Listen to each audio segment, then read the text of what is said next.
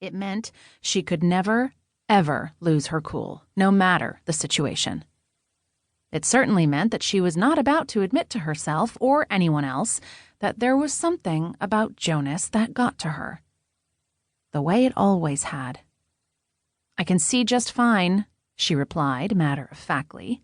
"The question is, was that blast for us personally, or was it a little perimeter gift for anyone dumb enough to come out here? Is it supposed to put us off our game?" "Do you feel off your game?" Jonas asked. Because of course he did. He didn't actively disapprove of her, not Jonas. The man barely spoke of his own accord off mission, so it wasn't as if he'd made any speeches about how he didn't want her here. Still, he got that across. It was the distance, even when he was standing in front of her. The total silence that greeted any remark of hers that didn't require an operational response. "Negative," she replied. Bethan had been highly trained in a variety of scenarios. She'd signed up for the Army right out of high school, mostly to appall her high-ranking Air Force general father.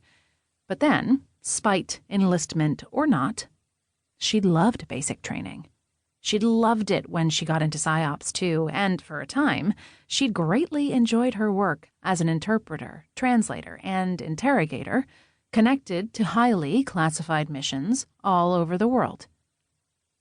It was after one of those missions, the one where she'd met Jonas, though neither one of them ever spoke of it, that she'd decided she wanted to be able to do more, to do something on a grand scale. That had led her to becoming one of the very few women to ever make it through Army Ranger School. But the Army hadn't given her what she wanted, and now she was here, using all her years of Army training to stay calm in the face of provocation. Whether it was a building that shouldn't have blown up, or Jonas freaking Crow. "Proceed," Jonas ordered her. "I have you covered," Griffin said, cold and precise. Bethan's gut was working overtime, but courage wasn't the absence of fear. It was using it as fuel.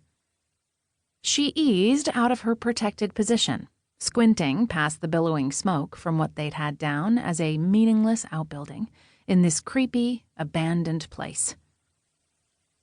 She could feel eyes on her, no doubt friend and foe alike, and wished she were in full combat gear. But that wasn't how they were playing this. She quickly considered her options. The inhabited ruined building was directly across the square from where she was. The original plan had been for her to take the long way, skulking around the back of what was left of the row of houses where she'd been squatting. Then find a way in through a window that was almost certainly alarmed, if not actively guarded. Bethan hadn't seen any guards yet, and it was always possible that someone was blowing stuff up on the outskirts of this crumbling ruin of a mining town for reasons that had nothing to do with why she was here. Anything was possible. But the most likely scenario was that there were guards, and those guards knew Alaska Force was here, and that they'd expressed themselves with a little C4 as a welcoming gift, so there was no point sneaking around anymore. Bethan stood. Then she sauntered around the corner of the ruined house like she was out for a stroll somewhere civilized. She headed across the arid dirt square in the kind of broad desert daylight that made her lungs hurt to go knock on what passed for the front door opposite. "I like it," Rory said with a quiet laugh from his position around the far flank of the building she was approaching. "A frontal assault always confuses them." "Shock and awe, baby," August agreed. Jonas, naturally, was completely silent. Bethan knocked.